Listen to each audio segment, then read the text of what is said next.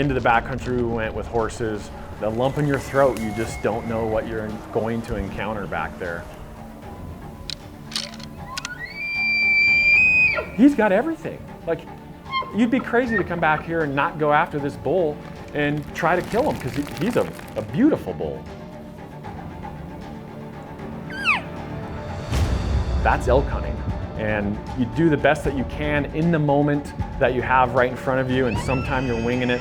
A lot of times you got to feel it out, and sometimes you just come up empty. But I'm going to show you some beyond the grid secrets to consistently killing huge bulls.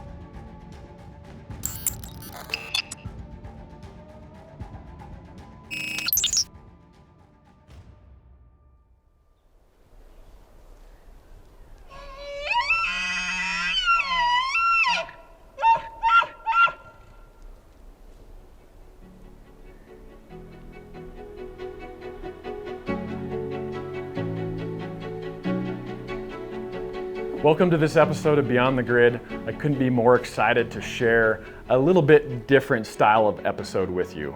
We go over a lot of past hunts, and we even talk about some hunts that didn't pan out in our favor either, including a giant close encounter with a super monster bull that got the best of me, and he slipped out on me and I never saw him again. That'll be coming up, and so much more, so make sure you tune in and check out the episode.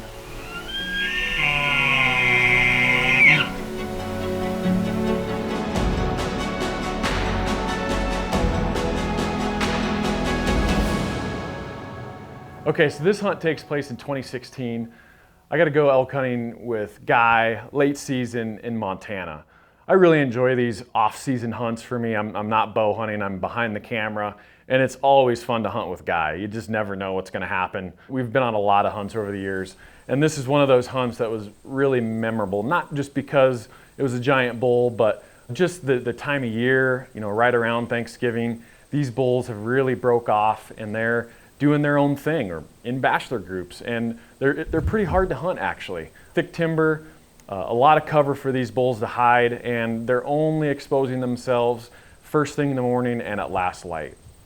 So that's kind of the big takeaway from this hunt.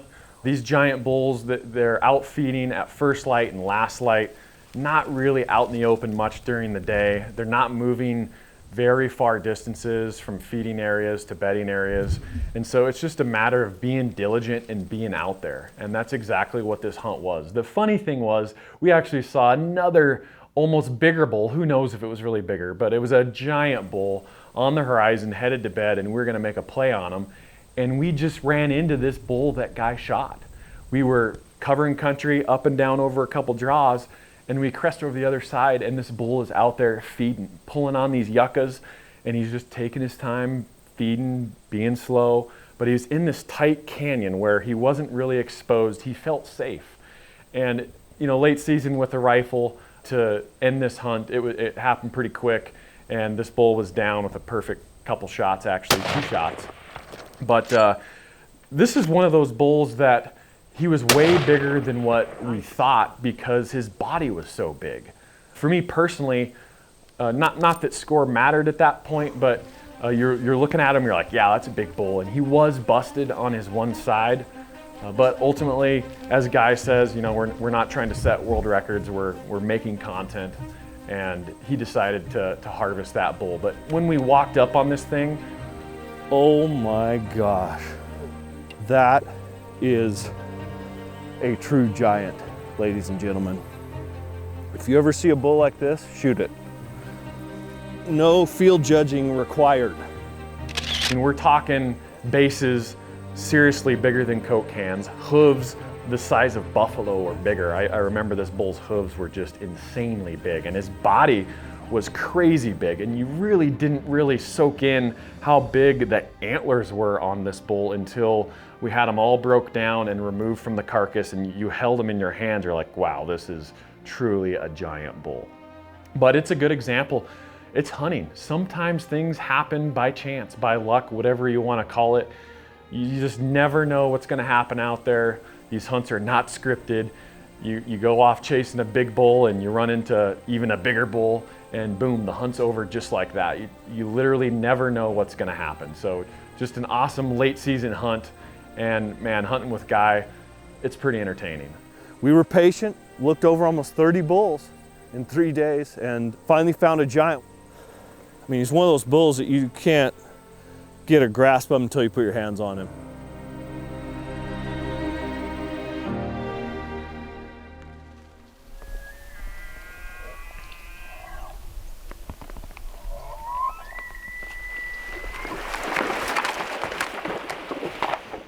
If you followed Beyond the Grid and Eastmans over the last several years, you know that I love these backcountry hunts, whether it's a horse drop or I take the horses myself in there.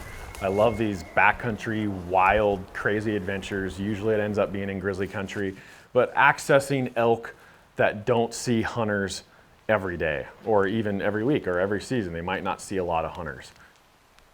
This time I was lucky enough for Ike to drop me and my camera guy, Joe, way off in the backcountry, trying to get away from people, trying to get into elk that don't get much pressure. The first night we went out and we just wanted to make a loop. That first night we just made the rounds and we headed up the drainage to see what we could find, and we got a bull to respond.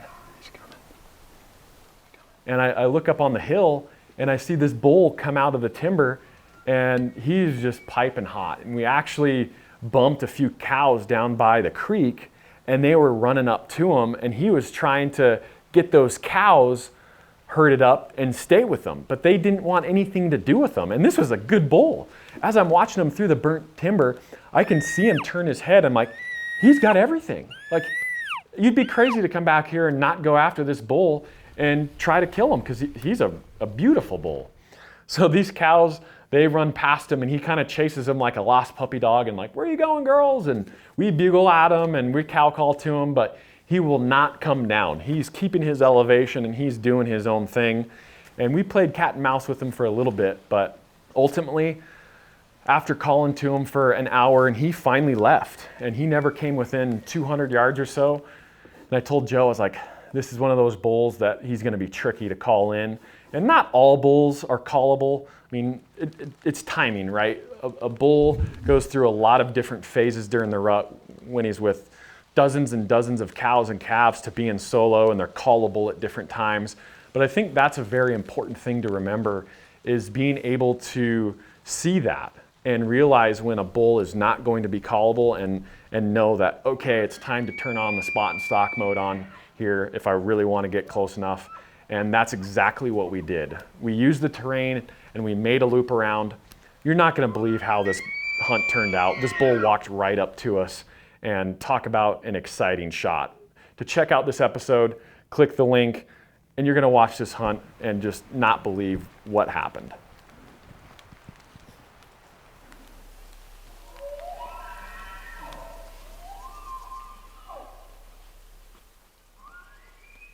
If there's one thing I love about elk hunting, it's hunting with family. And as difficult and hard as that can be, it's so rewarding in the end as well, especially if you end up bagging something. But my dad, he's your classic retired guy, old fart, just does what grandpa wants to do. But he took me hunting when I was just a little tiny kid growing up. And so I see it as a way as giving back to him as well, and taking him elk hunting. He's never killed a bull elk in his life, if you can believe that. And so he drew a tag in Montana, and I was like, okay, this is the year. And all that Dad really wanted was to shoot a nice bull that he could mount. He's a meat hunter, that he spent his whole life hunting meat, so he's just as happy shooting cows and does and antelope does even. And the antlers and horns are just a bonus, which of course I respect too. But hunting with Dad, it was a journey, and we hunted hard and we put on a ton of miles. And I would say the takeaway from this hunt is we really believed in the tactics that we were doing, where we were hunting, how we were hunting, and just believing that a big bull was going to eventually show up. Now, we hunted the first week of rifle season in Montana with not much success. We saw some elk and we saw some bulls, and we saw a lot of other hunters too. That messed up some stocks, but that's public land hunting, that's the way it is. So later in the season, we came back and we went back to the same spot and did our same program and our same glassing points. There was a little bit less people, and some new elk had moved in. And sure enough, that first morning in there on our second trip, I look down the canyon and I see this giant bull laying there. And I buzzed in there pretty quick. I hiked pretty quick, and Dad, he has some asthma, and he had some other health problems at the time, so he wasn't exactly, Johnny on the spot running in there. But I had this bull located, and Dad finally made it in, and we stalked down to this bull. And that's the one thing with rifle hunting. If you bow hunt a lot, rifle hunting seems to be so much easier just because you don't have to get as close. So the hard part was literally just getting down in there in time before this bull disappeared into the sea of juniper and pine. So we got down there and got Dad all set up, and we really got a good rest for him. That's the number one thing, is a good solid rest in the prone position. We were shooting across a canyon, so we were at 500 yards. That's a long shot, and that's about maximum what I like to rifle hunt and shoot at game with. Now, my dad, he's super old school. No turrets. He's into ballistic reticles now. I've got him to jump on the ballistic reticle bandwagon. But he took this Savage 7mm and he practiced all summer with it. That was a hit. And this is what we used to do in the 90s when we were kids. We'd fill up milk jugs and set them out at different distances, range them, and shoot our rifles at them and just hold over and learn our rifles, learn the trajectory of our bullets, and just kind of know what our holdover was. So that's what Grandpa did all summer, was shoot that 7mm and really learn that Savage rifle so he was ready for his elk hunt. And just like it was target shooting, he laid down and that bull gave him that opportunity, and he touched off a perfect shot, just holdovers at 515 yards, and hit that bull high in the shoulder. And he ended up going down and we had to finish him off. But he anchored that bull and just made a heck of a shot. It's so cool to see him take his first bull like that and be with him and experience it. And he was just hoping for a nice bull, but when we walked up to the caliber of bull that was laying there beneath us, was truly incredible to see. Just a beautiful 7-point. So what an awesome experience, and highly recommend. Check out the episode of Beyond the Grid. Click on this link. You won't regret it. Yeah, this is going to be if I never shoot another bow ox, that's okay. That's okay. You've got to be freaking kidding me. Look at that. Look how bladed that is right there.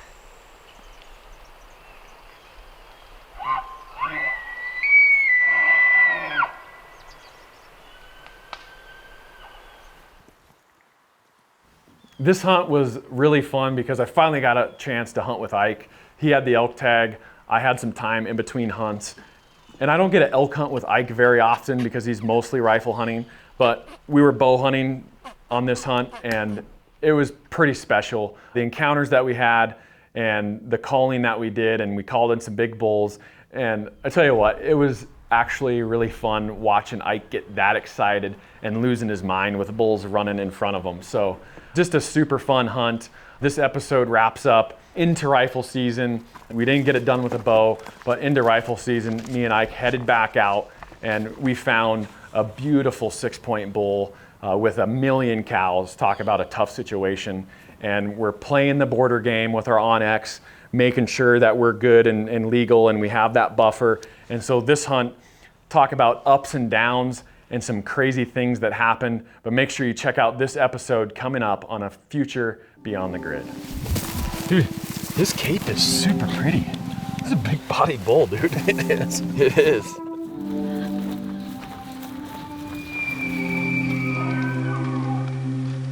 So as you know, hunting with family is truly special to me.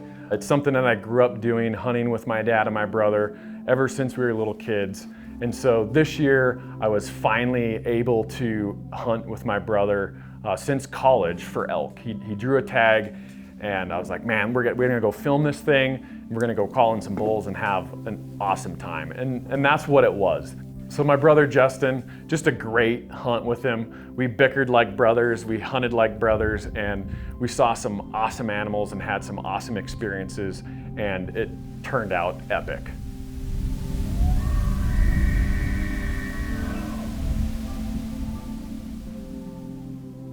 We hunted for 9 days trying to find the right bull. It was super hot. It was the year 2020, very dry.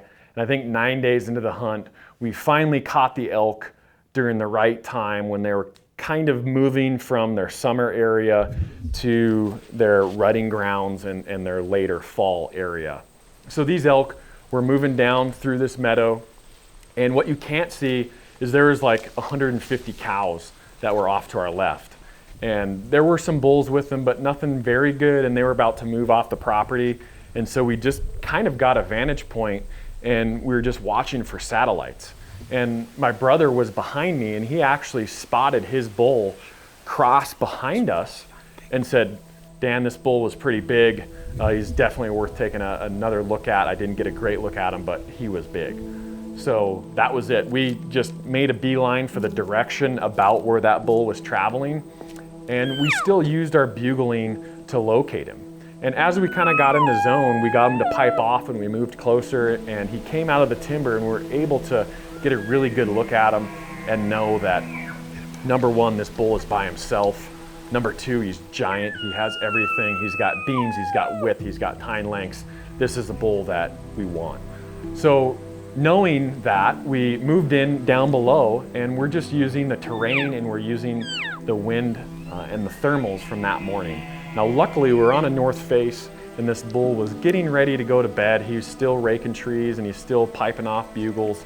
He's still really searching for cows, but he was on that very heavily shaded north face where we had the thermals in our favor.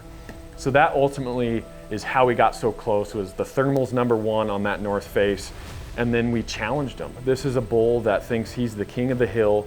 We caught him literally at the right time of his journey through the rut, and where he was looking hard, and he thinks he's boss hog, and we called him right in. A couple challenge bugles, a couple calf calls, and he came right into us.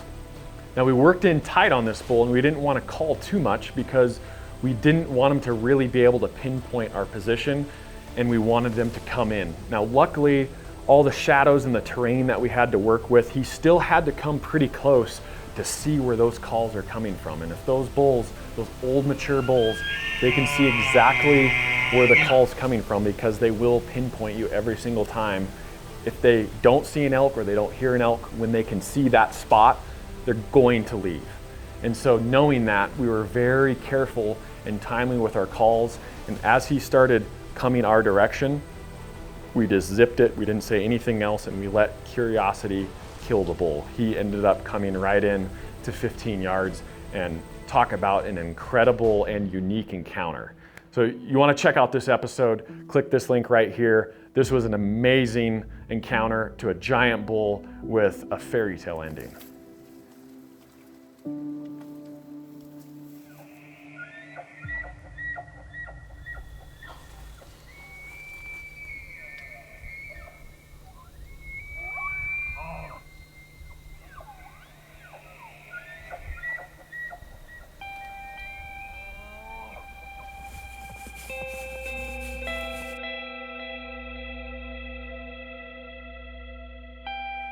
So my buddy Brad, he called me up and he said, "Hey Dan, I drew a good tag," and he told me what he drew, and I was like, "Yeah, let's make it happen. That's going to be a fun one."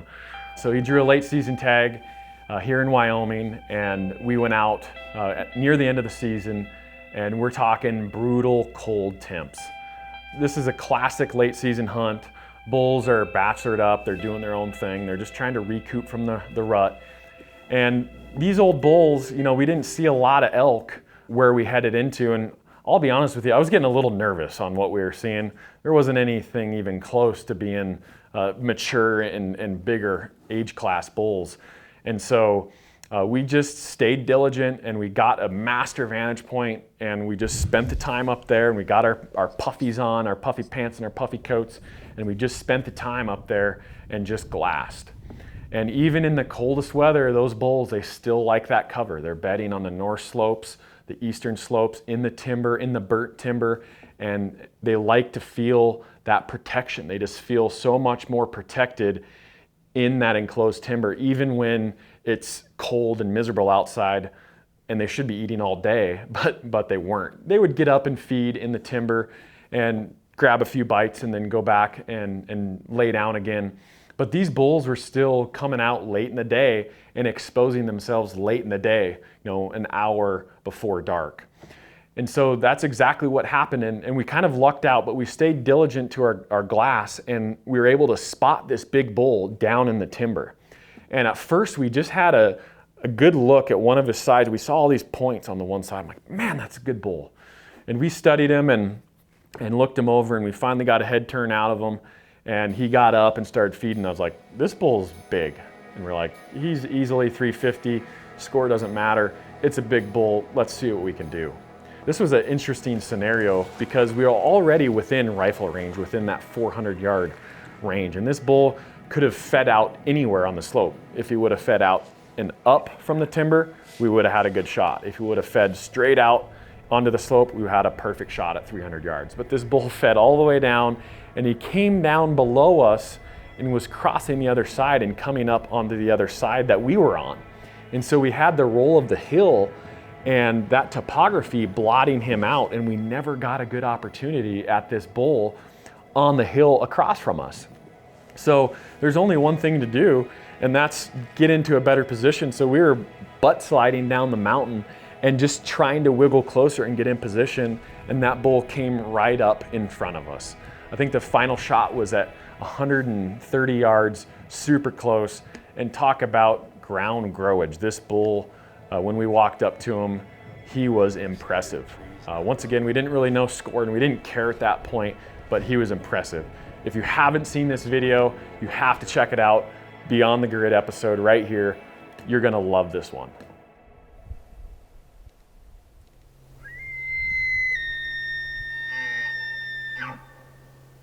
In 2022, I came face to face with two of the best bulls I've ever encountered when I've been hunting for myself with a bow in my hand. Talk about exciting, just a crazy season. You wouldn't be able to script this any other way. I had no idea I was gonna run into a couple bulls like this that are sitting behind me. But these are probably my two favorite episodes that I've ever done, two of my favorite elk hunts that I've ever done. Close encounters, incredible suspense, so many elk and grizzly bears. Everything that I love about elk hunting were these two hunts in 2022. So if you haven't seen these episodes already, check them out in these links above and enjoy some of the best experiences of my life with me in the elk woods.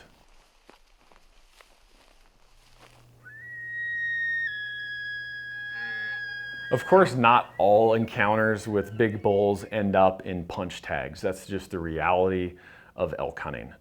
Now, this bull that I encountered was something else. He was by himself, he was super monster bull, and he was making the rounds. And so after spending an evening hunting this bull, I kind of got a quick idea of what he was doing.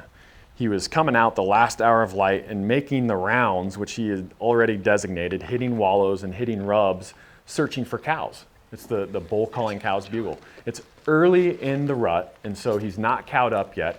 He's territorial, and he's searching hard. And also he's very cautious. And these old mature bulls, they're all really cautious when it comes to bugling and encounters and other elk. They take their time. They just don't come galloping in. And this was another example of it.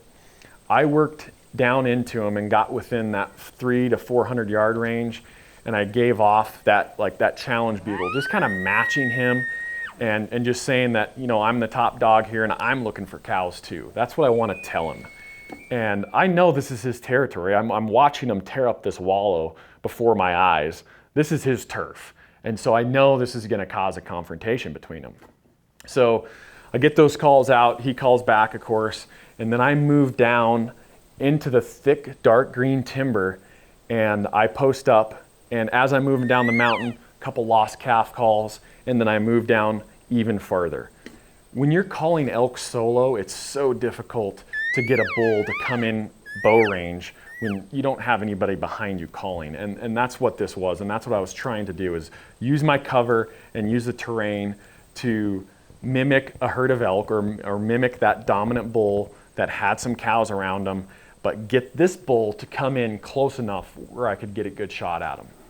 So as I sit there behind my sapling, I'm waiting, I hear this bull bugle and I can see those antlers coming through the timber. And I know it's him. This is a giant bull. My heart's racing like crazy. And he comes out and he reveals himself. And at this point, I'm not saying a peep. What is done, and there's nothing I can say at this point to make that bull come closer. If I call, he's gonna see exactly where I'm calling from. He was 82 yards from me, and it's gonna be a worthless, it's just gonna spook him, is what's gonna happen. So he sat there and he sized everything up, but he didn't see elk and he didn't hear elk on that face I was on. And even though it was plenty of green, dark timber, he wasn't convinced there was anything over there. And he's a 8.5, 9.5-year-old bull that's been around the block a time or two. And so after a certain amount of time, he turned and he left. And at that distance, 80 yards, some guys might take that shot, but I just didn't feel comfortable at that moment of time, being the first night that I was in there, to stop that bull in that gap and to let it fly. I wasn't feeling it, so I didn't do it. And unfortunately, I never saw that bull again, and I never got the bull, but that's elk hunting. And you do the best that you can in the moment that you have right in front of you, and sometimes you're winging it. A lot of times, I have no idea what the next move that it is that I'm gonna make. You gotta feel it out, and sometimes you just come up empty. Looking back at it, would I have done anything any different? I don't think so. I think he was just a smart old bull, and sometimes you just don't have the terrain, you don't have the topography to really tip the tide on your way where that bull will come close enough. But that's the beauty of hunting those big old smart bulls, is they come in very cautiously.